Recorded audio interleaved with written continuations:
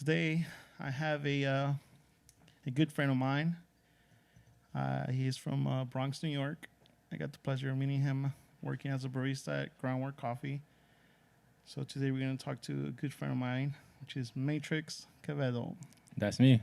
Sir, also known, you just go by Matrix, right? Yeah, I go by Matrix, Matrix Q. Which is quite an interesting name, man. Yeah.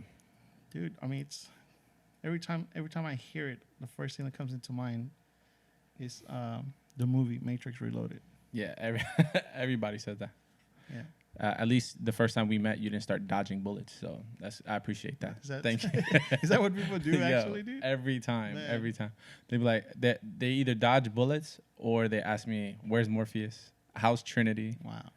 The most creative thing I've ever heard is, did you come here on the Nebuchadnezzar?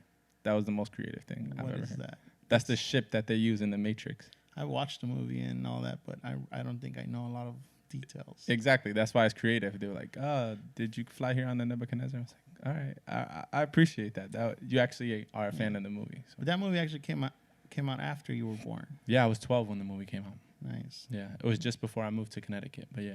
Amazing. When you were born? You were born in Bronx, New York. Bronx, New York. Yeah. I lived there until I was 13. Then my uncle was killed by gang violence, shot. And my mom moved me and my brothers to Stamford, Connecticut. Stanford, Connecticut. Stanford, good old Stanford, Connecticut. So where's your mom originally from? My mom was born and raised in the Bronx. Yeah, she lived there pretty much her whole life. Another detail I know about you is the fact that you're Puerto Rican as well. Yeah. So I'm second generation America, like being born and raised in America. Got it. My grandmother was born in Puerto Rico, and then my mom was born in New York. New Yorican. New Yorican. So Exactly. not born in the island. Nope. Born in New York. New Yorican. Born in the Bronx. Is there an issue with not being born in the island and still? There used to be, but now I feel like a lot more Puerto Ricans from the island are accepting. We just face different stuff, right? Like I grow up in America. My first language is English. My mom barely spoke Spanish at home. I learned Spanish, the little Spanish that I know throughout the years. But back on the island, it's the predominant language is Spanish. And then you learn English if you go to school and stuff. So there's that big distinction between the two. That's the only big difference.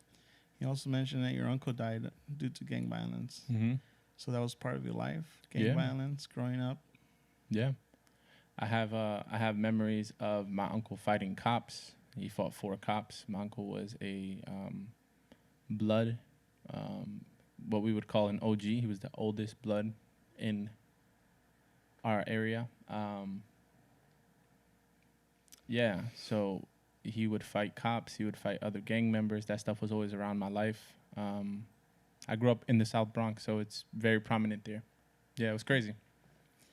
I'm kind of disappointed I didn't go to the Bronx. You know, I mean, I understand there's not a lot of touristy spots in Bronx, but I got the opportunity going to New York in March. Yeah.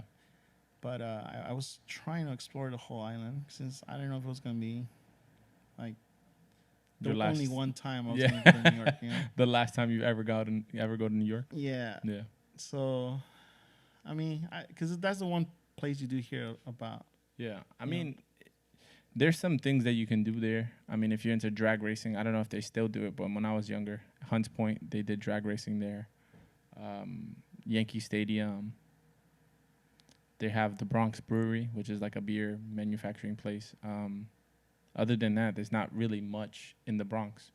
It's the last borough in New York to be gentrified, and I don't think they're going to.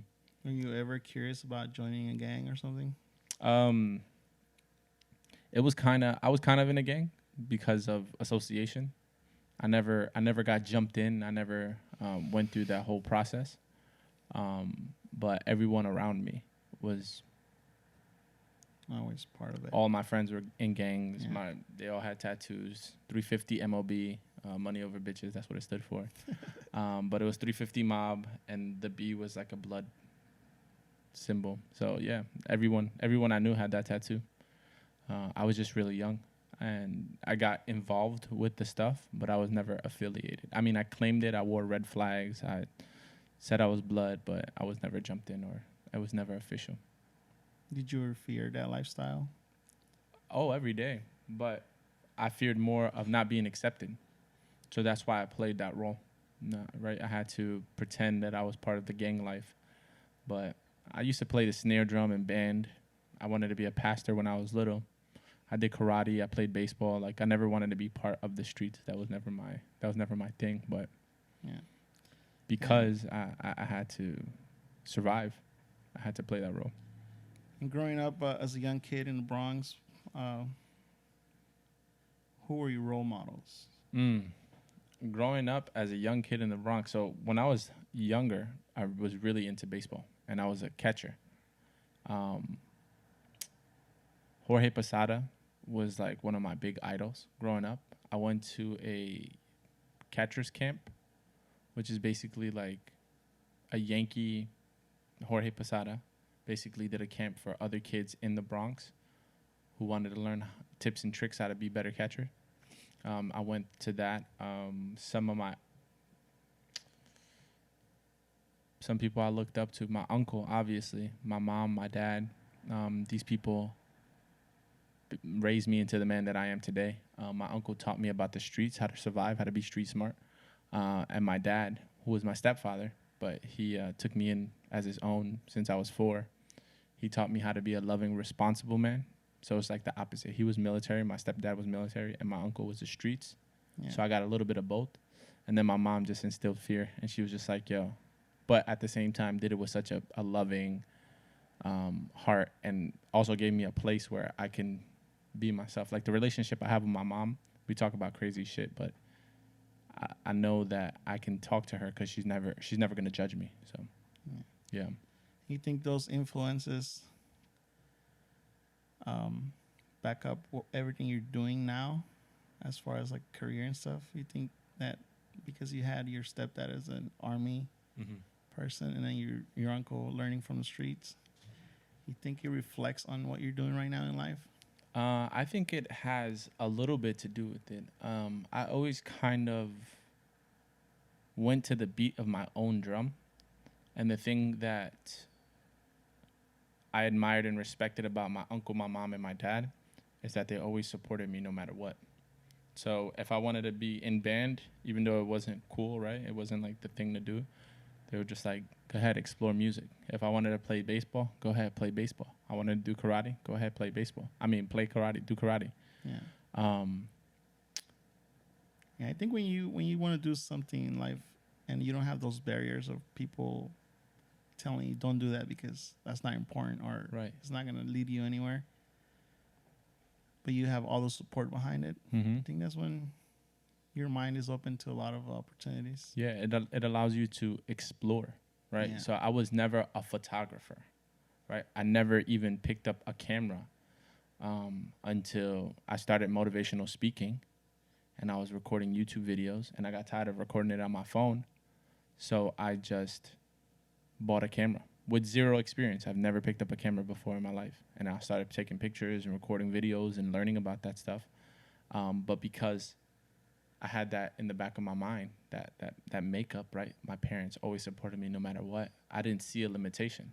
I didn't say, oh, I'm only working in coffee right now, I can't do this. At the time, I was working in finance. It's like, oh, I'm working in finance, I can't be a photographer. I just saw an opportunity for me to learn and grow and try something different. So that's what I did. A lot of people do hold back on themselves every time they try to do something new because of that.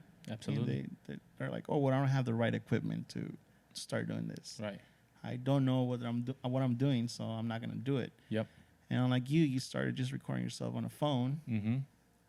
And from there, then, you learned and you said you needed more than a phone. Started purchasing more equipment. And one of that is your camera, you said, right? Right. Yeah. And when I bought the camera, there's just something about me. I can't explain it, but there's something about me that wants to be the best at everything I do, right? So if I'm going to do something, I go all the way in, and I'm willing to learn whatever it takes in order to be the best at that, right? At first, it was motivational speaking. and I learned how to have a stage presence. I learned how to interact with the crowd. I learned how to tell my story effectively. I learned how to speak effectively. I learned how to sell and do all of these things to make me a good speaker. Then the opportunity to become a photographer came into my life, and now I'm studying composition, rule of thirds, editing, Photoshop, Lightroom, video work, uploading, like all of the things that are needed in order to be a exceptional photographer, videographer. That's what I'm learning. What about school, high school? Did you learn any like photography or Nothing, bro. Was In it- high school, I was chasing tail. That's what I was doing, man. that's the main focus? That was it.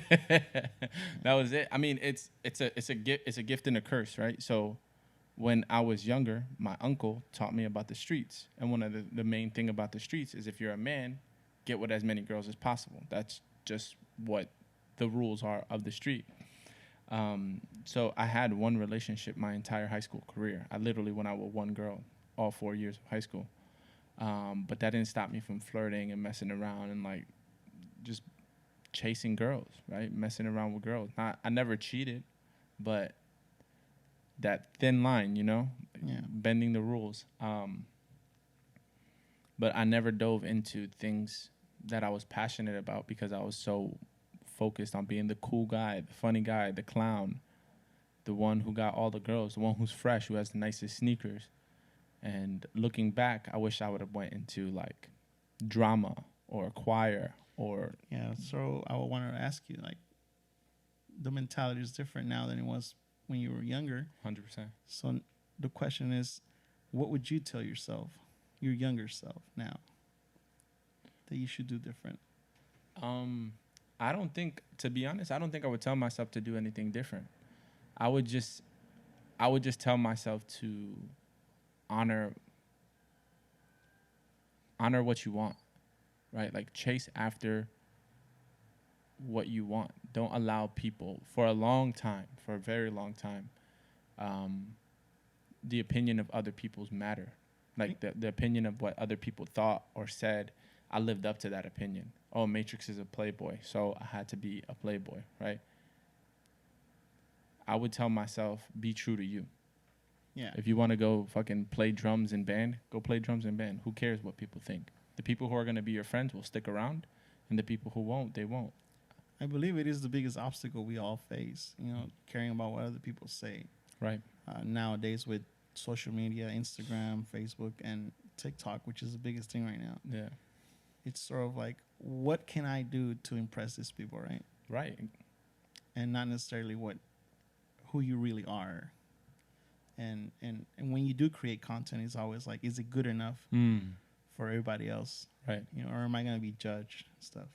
So then a lot of people that are trying to build new content always hold back because of those reasons. Right. Because they first think about what everybody else is thinking about them, the judgment and all. Right. So I guess it is a big obstacle. Yeah, but that stuff that's not sustainable, right? Like if you build your content around what people's opinion are of you, right? Like you say, I'm gonna do the renegade dance because that's what's popping right now. Like yes, you will get views, but it's not true to you. The best way to build an audience or people who will follow you is by being true to you. Yeah. Right? In the beginning, it's going to take a little while to build your audience. But eventually your content, the reason why they come up with these algorithms is to put people in niches, like to categorize people. So if you put your content out, it's in a basic category. The people who are going to watch your videos and engage with your videos are your audience. You keep putting out videos in that same niche, you're going to find your audience. Versus like bouncing around, doing what's popping, doing what's good, doing what's hot. It's going to take longer for you to find your crowd. You're just bouncing all over the place. Yeah, be true to you, and the audience will come to you. And it's easier to be yourself than it is to act like somebody else. Yeah. We have many stories in history of celebrities who have it all and then end their lives, or they die from a drug abuse or a car accident or something tragic because at one point they sacrificed who they were for who they think people need them to be. Yeah. When you are yourself and you just fucking live in that truth and you just stand in who you are, bro, it comes to you. All the stuff that you're Comes looking out for. natural too. Exactly. Comes out more natural. It's easier. It's easier to be yourself than to be somebody else. Yeah. Point blank. I think it's more enjoyable at the time. Exactly. Yeah. So, growing up, high school, and all that, you got all the chicks, Not all the chicks, bro. and you had your own I girlfriend. had a girl. Did you 9th, 10th, 11, and 12? I mean, So I met her the summer of going into freshman year, and we dated till her first year of college. and you both graduated. Yep. Both Walk graduated. stage. I walked the stage. They wanted me out of there, bro. I graduated with a 1.8 GPA. They wanted me Wow, out the that's school. low. Yeah, That's low. I barely got by. Yeah. But Well, high actually, you got to think about it. You're sort of the privilege. You had the privilege of walking stage, right? Because Yeah. today, as of the coronavirus Oh, yeah. update, you know, there's a lot of seniors that didn't get to walk stage. They didn't have a prom. They didn't have. Yeah, the coronavirus. Yeah. It's crazy, man. So I mean, those little things also. It was impactful, you know. I mean, we got to experience all that. I myself got to experience walking stage, went to grad night, prom, and all that stuff. So there's part of me that do feel for these new seniors who didn't get to experience any of that. Yeah, it's crazy though, because I was the second kid in my family to graduate high school. I was the first one to go to college. And where did you go to college? I went to a community college. And when you went to college, what was your ultimate goal? I didn't have an ultimate goal, to be honest. I was just going through the motions because that's what I needed to do. So the idea was going to college and then figure out what you're going to do next. Figure out what the hell I'm going to do. And then my last semester, all I needed to do was finish that semester, and I would have graduated with an associate's degree. I dropped out, and I started a health and nutrition business with a couple of my friends, and that business changed my life. So one of the things I do encounter with my dad is at the time when I started working, I was very young. I was still in high school too. The one thing he told me, he said, I don't want you working because you're still in school, and I don't want you to fall in love with the money and all that stuff, and then avoid school. Right. So his mentality was like, I don't want you to be distracted, because if you start earning money, you're gonna love the money, and then you're gonna drop from school. Was that the idea behind you dropping college? Because you started working with this nutritional. I think the reason why I left college was because I never wanted to be there in the first place. I went there because my mom told me I needed to go. My dad said I needed to go. All these people were telling me what I should do. This is what you should do. Go here, do this, study that, do this. And in the beginning, I've always been business minded. I've always been a hustler. Like, what do I have to do to make money so that I started my first job when I was 13, working under the table, right? So I went to school for business, and in college, my professor pulled up in a 1995 beat up Honda Civic with like paint chipped and all that stuff. And she comes into the class and she's speaking about business, but she's speaking about business theory. Like, you can do this, this will work, that will work, blah, blah, blah, blah. And she's reading from a book. And I remember sitting in class because this lady had the nastiest handwriting of all times. And I don't remember, I couldn't read the notes. Yeah. And I remember getting lost in class, and I'm sitting there, I'm like, why am I in this class? This lady's teaching me about business. She knows nothing about business. She drives a shitty car. She's a teacher. She's not an entrepreneur. She's not a business professional. So that thought sparked in my mind. And then maybe a month later, when I went into psychology, I switched my majors to psychology because I've always been intrigued by the human brain, the way people think, how a brother and another brother can be raised by the same mom and dad, and one develop an addiction and one be a super achiever. I never really understood how that dynamic worked, and I wanted to see why are people so different. So I went into psychology, and one of my friends is like, hey, what's up, bro? I was like, oh, shit, I didn't even recognize you. He had lost 100 pounds. This kid I used to play beer pong with when I was 16, and basically he said, I lost 100 pounds using these products. It's like, what products? Let me tell you about it. I went to a meeting. Next thing you know, I signed up, and I'm involved in this company for 6 years. But the company had self-development tied into it. Money was tied into it. Friendship was tied into it. Trips, just things that I've never seen personally. And that just, it hooked me because that's what I was looking for in my life. You go to school, right, so you can get a good job, so you can live a good life. Yeah. I saw a way to live a good life without having to spend $100,000 on schooling. Because after I got my associate's degree, it was to go to the next school, jump from the community college to another college so that I can get a bachelor's degree or a master's degree and then work for a company. But that just, I looked at that plan and I was like, fuck that. I'm not doing that. Yeah, it's a lot of time consumption. Yeah, and it wasn't my plan. It was never my plan. Well, I feel like that's sort of like a previous generation mentality where it's like you need to go to school, get an education, find a good job. Mm-hmm. But I feel like now in 2020, we have all the new technology where kids are now spending most of their time on electronics, On their phone. their phones, but there's money to be made from that. Right. There's money. So does it require a bachelor's degree? Does it require, an associate's degree? Dude, there's a kid right now on YouTube that reviews toys and is a millionaire. Yeah. Why do I have to go to school for 8 years?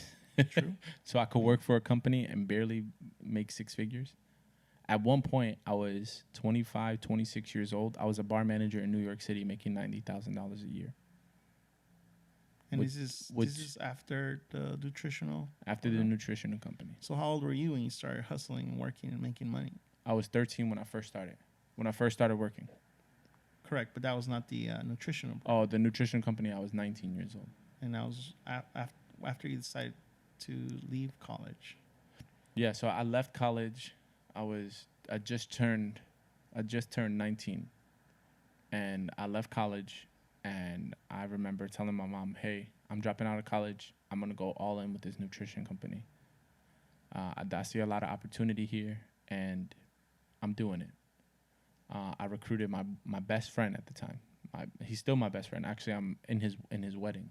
But I recruited my friend Mateo, and me and Mateo just got to work. Mateo actually became, at one point, was top 12 producers on the East Coast and was fucking killing it. And, yeah, man, we were just living a life. And I learned a bunch of skills. We were making money. And then it came to a point where it just didn't work out anymore. For me, for a lot of personal reasons, I left the company. And then I just went full-fledged into the American dream, right? I was working at a bank, and I was like, I'm gonna climb the corporate ladder. I started as a teller, became a supervisor, worked my way up to assistant manager. And then I looked at the people in front of me, and I saw no hope. I saw the life that I did not want. So I said, I'm going to become a mortgage loan originator. I'm going to help people buy homes. And I did the same thing. I looked at the guys that were the number one people, and they were overweight, addicted to drugs, cheated on their wives, just not good people. And I said, I knew one thing is true. Your life is a combination of the 5 closest people to you. The 5 closest people in your life, if you take their lives, you add them up, it's about what your life is going to look like. Yeah. And I looked at those people, and I was just like, I don't want to be addicted to drugs. I was 270 pounds. I was already overweight. I wasn't happy in my relationship, and I said, I don't want to be living this life. So I was at the peak of my financial career, making almost $90,000 in the financial industry. I left it, and I said, I'm going to work in the bar. And I was a manager in a bar, and I did that for 2 years. Made $90,000 in New York City, right across the street from Madison Square Garden. I was doing well, right? On paper, you looked at it, I was doing well. I just wasn't happy. So, yeah, I don't know why I went on that rant, but yeah. No, I mean, it's great. I mean, you talked about your work history and just how you wanted to climb the ladder, but you didn't want to associate yourself with sort of like who they become, right? Right. But now you're here in California. Cali, baby. How did you make the decision of moving from New York to California? I quit my job. I broke up with my girlfriend. I was homeless for 2 months in my car, and I said, "Fuck it. I have I have nothing to And lose." which job was this that you quit? It was the bar The job. bar I was job. working a So- bar So job. the last job you had in New York was the bar job. Yeah, that was the last job I had in New York. I did work like DoorDash and Instacart and stuff like just to make some money Yeah. while I was homeless. And I worked at an Amazon fulfillment center for like 3 weeks. Basically, I was an Amazon driver. I dropped off packages. And while I was driving those cars, I was just listening to self-development tapes all day, bro. Just like, imagine the life you want. Build the life of your dreams. Chase after it, no matter what circumstance, overcoming circumstance. And I was just fucking reprogramming my brain. Because I was homeless, bro. I was homeless in Connecticut. It was freezing cold. It was the middle of the winter. And I was sleeping in my car. So who are these people you listen to? I mean, they're motivational speakers. They're Motivational just- speakers, authors. I listen to Oprah. I listen to Eckhart Tolle. I listen to John C. Maxwell. I listen to Carl Lentz, who's a pastor in a church called Hillsong. I listen to Jim Rohn. I listen to Tony Robbins. I listen to Eric Thomas, Rob Hill Sr., bro, the list goes on. Anybody I could listen to. Steve Harvey. Actually, Steve Harvey is one of my favorite ones right now. He's got some really good stuff. But I listen to anything so you and think everything. They motivated you into pursuing the whole motivational speaker part of your side? No, that's always been inside of me, man. Yeah. That's always been a part of me. I've always been either the leader or the captain or the co-leader. Or if I didn't have the title, I was the actual leader on the team. Like, I've always been someone who's inspiring people to chase their dreams and, like, talking. I wanted to be a pastor when I was younger. I would see them giving the sermons. I would go to church, and I would see them talking and, like, speaking God's words and encouraging people. And I was like, that's what I want to do. And that was long before I learned that you can get paid as a motivational speaker, making money doing the same exact thing. Yeah. I mean, it requires a lot of skills to Mhm. even just talk to people, to get your message across. Right. You know, the verbal skills, the confidence. So after listening to these people and making those choices you made in New York, how did you land here in California? Well, I had someone that I recruited from my nutrition business, and we actually became really good friends. We bartended together. There was a time where we were bartending together. He lived in California for 5 years at that point, and he was trying to get me to come. And one day he just randomly called me. He was like, "Matrix, what are you doing?" And I was like, "Nothing." He was like, "What's going on, man?" I was like, "Bro, I'm homeless. I'm single. I'm in a dark place right now." And he was just like, "Dude, move to Cali." I don't got Cali money. It's like, just come. We got you. We got you for a little bit until you get settled in. And I was just like, yeah. That's Yeah. scary.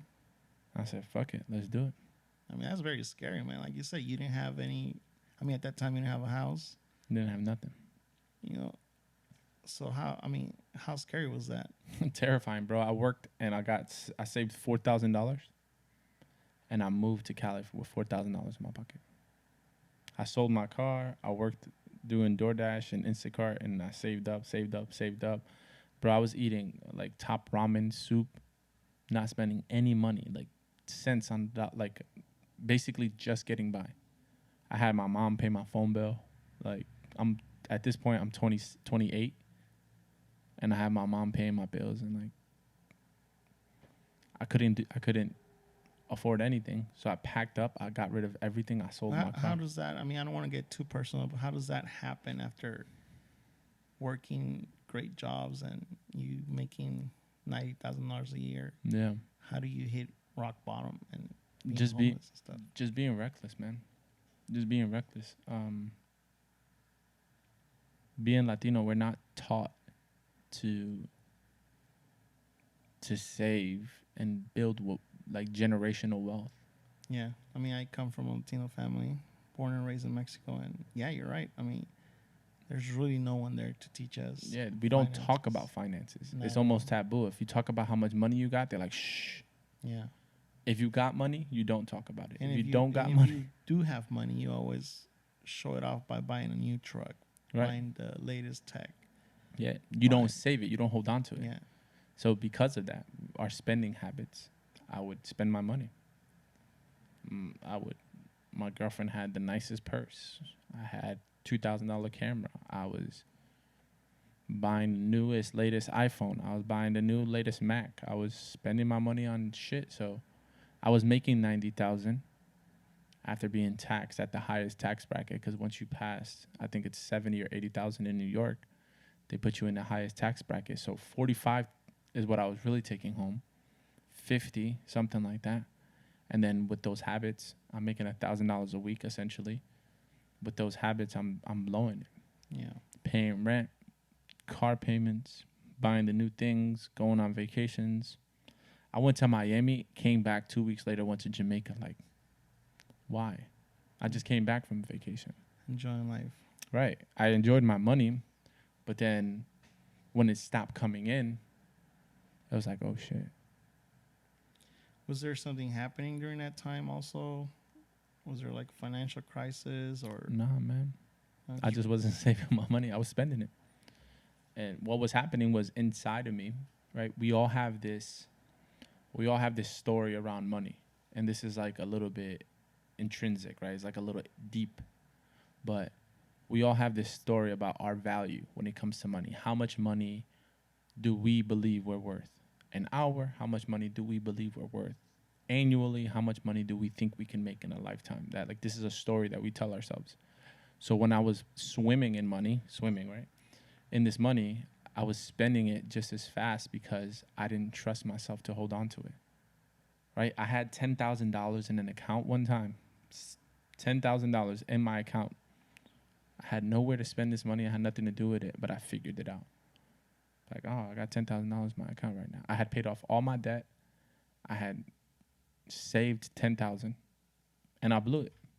Yeah, usually money disappears. Right. You know, but it doesn't just disappear. It's you're making a subconscious decision to spend that money because you don't think that you're worth the amount that's in there. You have a fear. Like you don't trust yourself with that money. Yeah. It's like when I was little, my mom would give me $5 to go to the store. And she was just like, you can keep the change. But I would never keep the change. I would spend it. Because I was afraid that if I held on to that money, someone was going to take it. Correct. So instead of, and then I get older, and no one's taking my money, but I still have that fear that if I don't spend it, somebody's going to take it.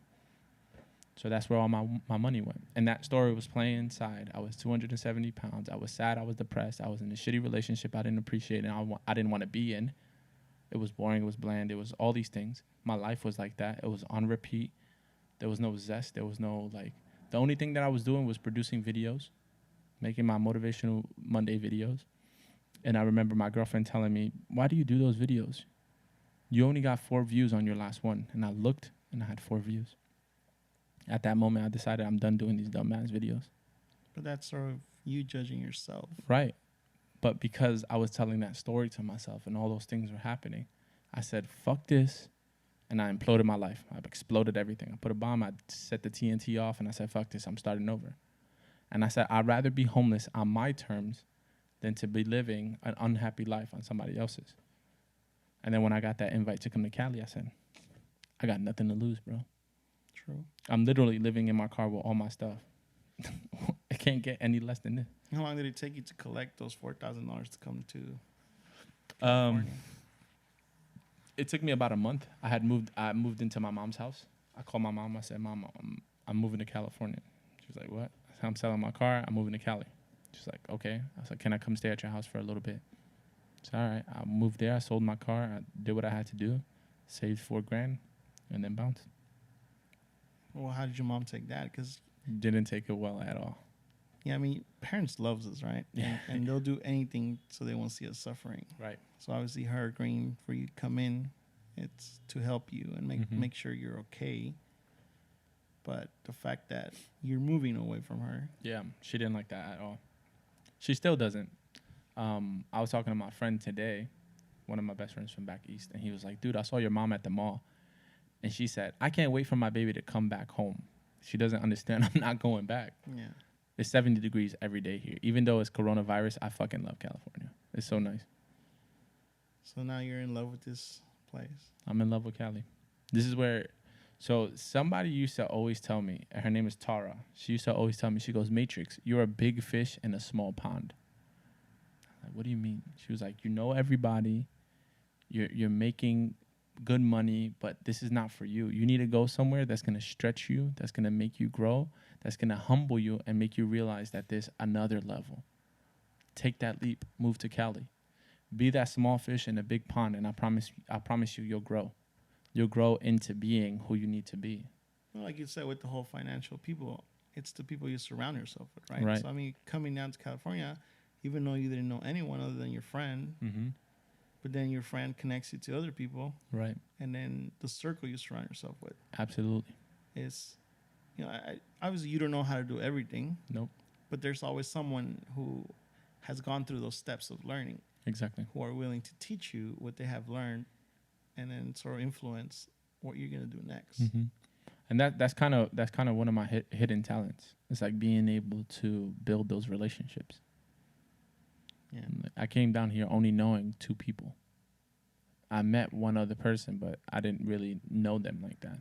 And then through that connection, me working at Groundwork, me meeting you, me meeting people like Quinn and Josh, and then meeting their friends, and then growing out and like, all right, I like this person. And I'm brand new, so I could pick and choose who I want to associate with myself with.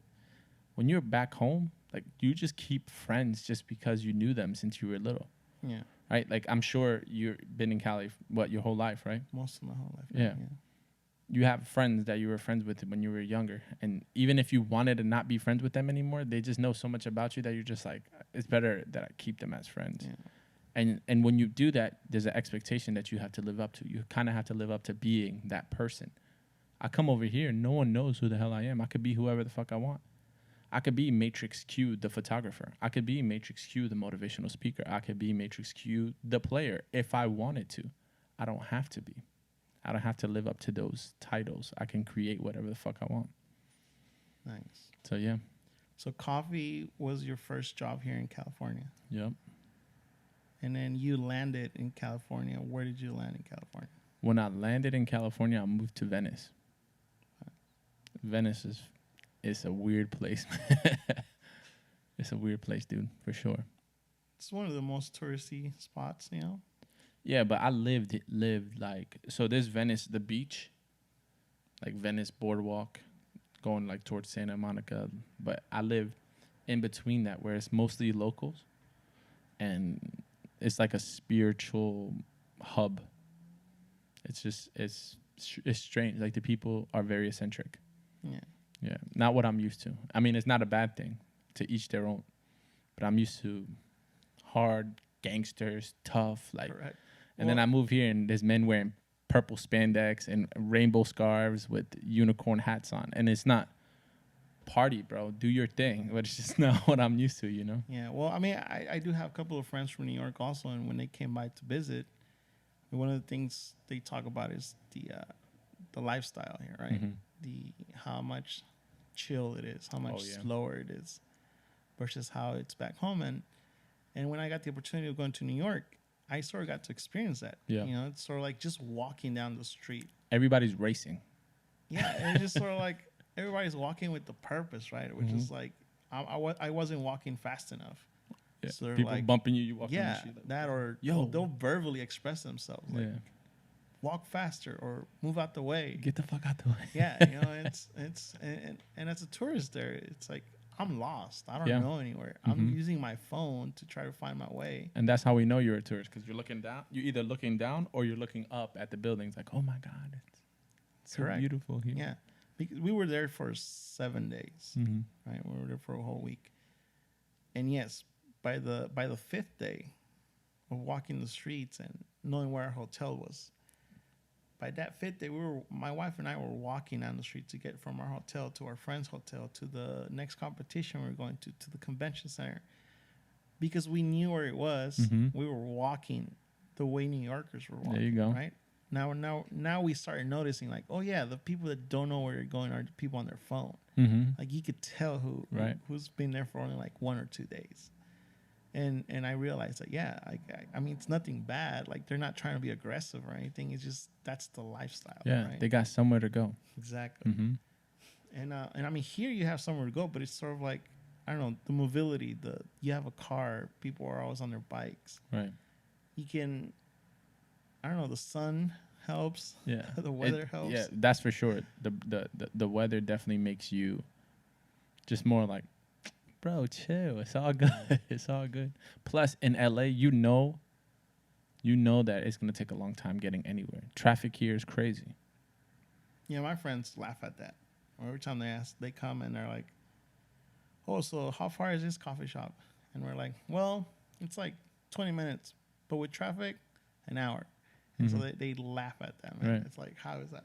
Because the greatest transportation you guys have in New York is the trains, the metros, right? The subway, yeah. The subway. And it's just like, it's amazing. Mm-hmm. Yeah, like clockwork. It's like every 3 minutes a train is coming.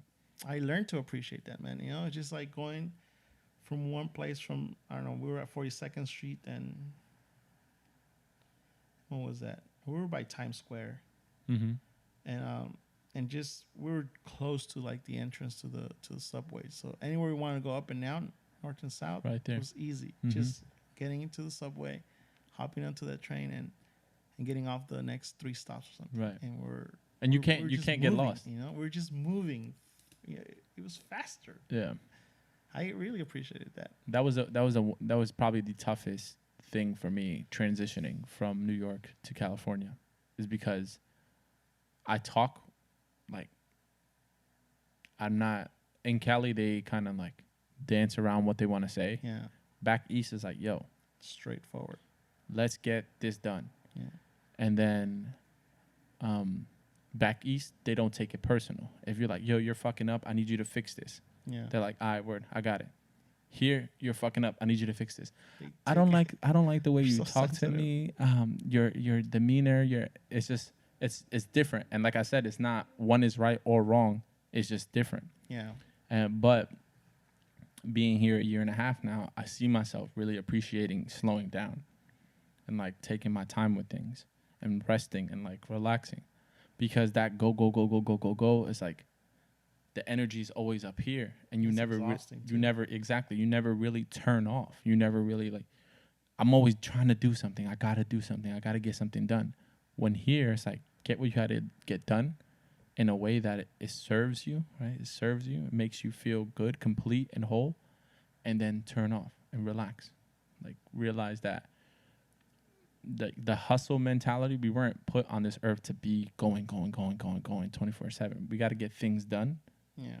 But we also got to take care of us, because when we're full and we're good, we can pour into whatever we're doing or the people that we're helping more completely. Yeah. Yeah, I mean, it comes down to enjoying what you're doing. Exactly. And the more you enjoy it, the more natural and people are going to appreciate it too. Exactly. Versus when it's just another paycheck and your mindset's not there. Right. You don't project the best of yourself. Right. You know? Yeah. And like one thing that I learned, one way that I learned that is through making coffee. Like, you can't steam the milk any faster. It steams how it's going to steam. Yeah. Like, if you pour the latte art faster, it's not going to come out nice. You have to take your time. It's going to take as long as it's going to take. So. And where did you find this job, the first job you said? Groundwork? Groundwork. I actually it was the coffee shop down the street from my house. And I went in there 2 or 3 times, and there was this little Spanish girl that was like this cute Spanish girl that used to work there. And I would go in just to see her, to be honest. And then one day, I just walked in, and there was this guy standing behind the counter. I forgot his name. This white guy, he moved to Vegas. Yeah, I have no idea. I mean, I worked at the same shop you did, but I don't remember this person. Yeah. And I just asked, are you guys hiring? He goes, actually, yeah, I'm leaving. So, yeah, we're hiring. He gave me an application. I came back the next day, and Leanna hired me 3 days later. But this was after me being in Cali for almost 2 months and running out of money. And I was applying at different jobs, and they were like, nope, nope, nope, nope, nope, nope, nope. And then I walked into groundwork, and I was like, are you guys hiring? Just on a whim. And they hired me. And what kind of jobs were you applying for before? Bartending jobs, bar management jobs, server jobs, other coffee shops, working at a pizzeria, anything, bro. I was here 2 months. And it got to a point where I was questioning, did I do the right thing? I was crying at the beach like, bro, I'm fucking broke. All I'm doing nowadays is playing basketball, eating, and coming to the beach. I'm essentially a California bum. Like, Yeah. Well, I feel like part of making changes in our lives is leaving that comfort zone, right? absolutely. So I personally have not been through any of those struggles, Mm-hmm. or if I did, my parents were always there to back me up. Right, right. You know, I always had someone who financially was able to help me. Mm-hmm. But at this point in my life, because of the choice I've made, I feel like I'm in such a comfort zone that seeing myself in your situation, it's impossible. Like I Right. wouldn't know how to react. I wouldn't know what to do. You know, not having a place to sleep, or if I did, I mean, not being able to walk out my house and say I'm gonna go and buy me a coffee or Mhm. buy me dinner and splurge on myself because Right, you don't have the financial status, you know, right. stability. Mm-hmm. So you say you were crying. I Yeah. mean, did you ever think about going back home to Not mom once. and stuff? No. Not once, no. I questioned if I did the right thing, moving the way I moved. But I believe that God had me, right? Like, I would sit there and I would be at the beach and I would talk to God. And I'm saying, like, you know, you put me on this earth and you gave me these talents and these gifts and these wants and these ambitions to help. Not once have I ever said, I want to do this so I can make a bunch of money. It's like, okay, if I make a bunch of money, my money's going to go to my mom. My money's going to go to my dad. It's going to go to people that I love, people that I don't know. So it's just like, help me out here. Give me a sign. Like, Are you religious? I used to be really religious. I grew up Catholic. So I used to be super religious, go to church every Sunday. I taught Saturday school. You wanted to be a priestess, right? Yeah, exactly. And then after my uncle died, I lost a little bit of that. And then my grandfather died. I lost more of that. And then my ex-girlfriend that I dated for 4 years, my high school sweetheart, she passed away from a drug overdose. And after she passed away, the girl that I was dating at the time, I found out that she had sex with my best friend. So I lost my high school sweetheart. I lost my relationship, my best friend, all of my friends. And there was just like a point where I was just like, man, God's not here with me. This whole religion thing is fake. It's made up. Yeah. But then I started dating this Dominican girl from New Jersey, and she went to church every Sunday. And she ended up getting pregnant. Well, we ended up getting pregnant. She didn't get pregnant by herself. And she lost the baby. And again, I was just like, all of this loss in my life. I'm losing all the people that mean something to me. What the hell? But I kept going to church to find my answers. And I realized that I'm not religious in the sense of going to church and going through the motions and doing the church thing. But I'm religious where I have my beliefs, I have my moral compass, and all of that comes from the Bible. Like, where I stand on this earth comes from the lessons spoken in the Bible or written in the Bible. Yeah, and I would call myself spiritual too, because I believe in spirituality and all of that, the nether realm, like whatever's on the other side of this conscious earth, there's more to it. Amazing, So, man. yeah. So now, working at Groundwork allowed you to be a little more stable. Mm-hmm. What did you do next? I just paid my rent, bro. I lived in Venice. It was expensive. But it allowed me to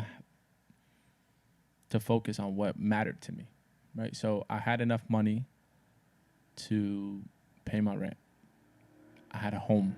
I was sleeping on an air mattress, but it was my air mattress. Yeah. You know, like, it's my house, it's my air mattress. I'm good. Like, this is my shit. Like, this room is mine. Yeah. It's not much, but it's mine. I'm grateful for it. And it allowed me to lean into starting a business, lean into starting a photography business with my roommate. And I started getting clients, and the client list started growing, and people started asking me to record videos and take pictures of them, and things just started to grow. So with Groundwork giving me a foundation to make money, I then started taking on other endeavors. Nice. So what is it that you specialize in as far as photography goes? I do a lot of portrait work. I focus more around social media, allowing people to, and this is both in my photography and my video work, allowing people to tell their story and portray themselves online so that they can reach their audience. So essentially, I'm just a bridge to connect the idea in their head to manifesting it to the social media so that they can reach their people. So you shoot both video and photography. Yeah. And Yeah. you edit everything. Everything. yourself. Photos, videos, audio, all in-house. And how do people find you to do that stuff? Right now it's through word of mouth. I also have social media. If you guys want to follow me, Matrix Q is my personal page where I do my motivational speaking, inspirational quotes, and things of that nature. But 50 millimeter, 50 mm underscore, 3 underscores, photography. That's where you find me for my photo work. Do you have a website or anything? Or I do, but it's like a Wix quick throw up website. Most of my stuff, I don't really build business via my website. It's all through social media. Nice. Yeah. And then word of mouth, you say? Exactly. I mean, you're in the best place Exactly. to sort of do that, right? I throw a quarter out, and I bet you I could hit somebody who's looking for a videographer or a photographer to help them grow their social media. Yeah. I live in. I mean, how do you compare yourself to others who are doing very similar things? I mean, here in LA, there's a lot of photographers. Right? A lot, there's yeah. a lot of people who are shooting landscape. They're shooting, I don't know, the Hollywood sign, Right. the downtown Mhm. LA, buildings, and you see their presence through social media. Them posting their pictures and stuff, Mm-hmm. or selling their pictures. I mean, you say you don't compare yourself to them, but how do you stand out from them when you find a client? It's me. When you buy a package from anything, from anybody, you're buying the product, but you can buy that product. Let's just say this microphone. You go on Alibaba.com and you can find this microphone for like $20. Correct. When you go on Amazon, the same exact microphone, it just has somebody else's sticker on it. They'll sell it to you for $150. Exactly. What you're buying is the company. You're buying the name that is associated with the company. It's the same thing with me. I could take a picture of you. You could take a picture with your iPhone. Somebody could take a picture. Somebody else can take a picture with whatever device they have. But what you buy when you come to me is you buy me. It's the experience. It's the connection. It's the making you feel comfortable. It's making your message, the one you're looking to portray, more visible, more on the forefront. I'm not going to force what I want on you. This is your vision. I'm just here to capture it and give you my creative twist on it. Yeah. So, and you also get a motivational speaker, a friend, someone who's there to listen, someone who's there to help you reform your plan. You get a bunch of things. You just get it packaged through me. So there can be people who are more talented than me. There's always going to be people who are more talented than you, right? Even if I'm the number one guy, Bill Gates was the richest man on planet Earth for a long time, and then Jeff Bezos came. Correct. There's going to be another rich guy. Jeff Bezos not going to be the richest guy forever. True. It looks like that right now, but right now it definitely does, dude. I mean, his money keeps growing, dude. yeah, but there's going to be someone else who comes and knocks him off the spot. You can't be number one forever. So instead of comparing, oh, this guy's number one, blah, blah, blah, blah. I'm not trying to be Peter McKinnon. I'm not trying to be... I mean, that comes with time, too. With time, right? exactly, yeah. I'm not trying to be these guys. I'm just trying to be the best version of myself. But going back to the comparison of the microphone, you think, I mean, your prices must be competitive in comparison to other people, right? Right. And that's also one of the sellers that will contribute to you getting a client. Mm-hmm. So you think because obviously the price range, right? I mean, I've seen photographers that charge thousands of dollars, Right. That's me. and then there's the ones that charge like, I don't know, hundreds. And I guess, yeah, at the end of the day, it falls back on the quality of product you produce. But do you feel like you fall in a category where people are comfortable paying what they're paying for the quality they're receiving? Absolutely. I think that, so me personally, I charge $1,000, $2,000, and $3,000 for my packages. And what does that include? Well, it has different levels. There's a bunch of stuff that is included in them. It includes more photos being edited, more outfit changes, more time with me, a dive into like creating the aesthetic or the look of the photo shoot. So it gets really in depth, but it goes back to our conversation we had earlier about your money story. Where do you value yourself? Because I could charge $200 for a photo shoot and deliver $3,000 worth of product.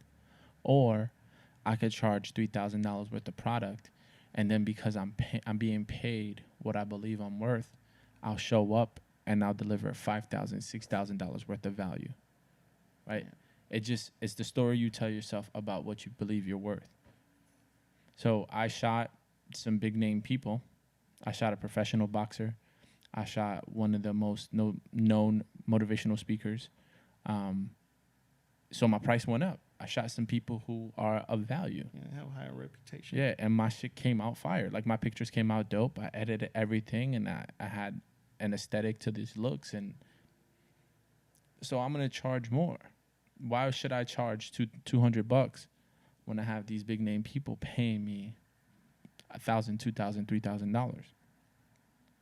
And if I tell you, hey, what you're asking me to shoot is going to cost you $2,000. If you don't feel comfortable with that, it's no skin off my back. It's like, I'm not taking it personal, and I'm not going to adjust my prices, because if I adjust my prices, it seems that I'm hungry for money or I need the money, when in reality is I'm a business.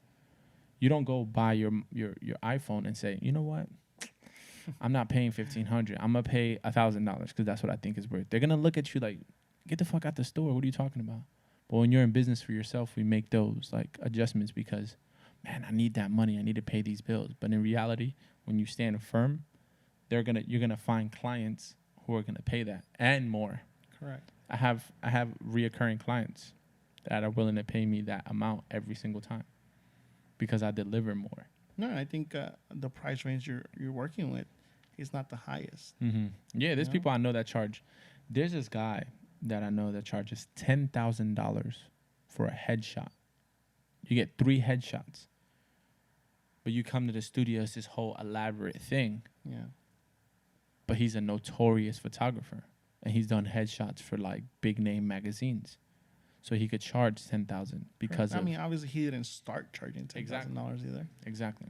He worked his way to charging $10,000. I mean, part of that also is the equipment, right? I mean, that's one thing a lot of customers don't understand, that the equipment is what costs the most, right? And obviously, it's just like you renting out an apartment. You have to pay that apartment monthly. So the flash from your camera, your lens, all that contributes into like what needs to get paid. Right. Some of the equipment is worth more than some people's mortgage. The camera, the lens, the whole setup that I'm looking at, my ideal setup is about $20,000 for my ideal set. Like when I make this set, when I have this setup, I don't need to buy any more equipment. It's about $20,000. And then to edit the pictures, the videos at a high level where it's not killing me and it's not slow and it's not that computer is about $10,000. So we're already $30,000 deep. And if I want to buy extra stuff like external lights and mobile lights and batteries and screens and filters and all the other stuff, the beautiful accessories that come with photography, it's about a $40,000 setup. Yeah. So when I'm charging people $1,000, $2,000, $3,000, they're still getting a break because of the stuff that I need to pay on the end. It's like, correct. Yeah. It's amazing, man. I mean, what are you doing now other than photography? Are you still do you have a second income? What are you doing? Yeah, so I'm working 2 part-time jobs. I work with you at Dollar Shave Club, and I also work at Groundwork while I'm building up my dreams in my life and pursuing motivational speaking and coaching, and also pursuing photography and videography. And where's this groundwork? And how do people? I mean, can people come buy coffee from you? Absolutely. Talk to you, or Come check me out. Get to know who Matrix is. Yeah, Groundwork is on 630. 671 Rose Avenue. There you go. You got 6 something. But Yeah, it's on Rose Avenue in Venice. It's awesome, dude. I mean, they grab a coffee, walk down to the beach and stuff. Mm-hmm. The beaches are open now, so. Yeah, or you could come grab a coffee and watch the crackheads across the street fight each other. You could do that too. It's entertaining. I think that's what I love about coffee, right? And so the whole purpose of this is not necessarily talk to people that work in coffee, but it's just I feel that coffee unites us all. Absolutely. You know? Coffee brings a community together, and that is the reason why I love what I'm doing myself. You know, I only work with coffee, and I love the whole art aspect of a coffee. For sure. You know, from and you're good at craft, it too. Craft, talking to people, socializing, and all that stuff. But I just don't want this podcast to just be focused on baristas or roasters or, you know, coffee owners. Right. I want this to be focused on the people that I meet making coffee too. Yeah. So yeah, I mean, that's the ultimate goal. So, There's a lot of baristas and roasters and owners that have other things that they're passionate about. correct. And so the main focus is that too, right? Like, there's a lot of people who are already making podcasts, you know, they're making YouTube videos, making Instagram stories on how to make coffee, how the day-to-day business work. Right.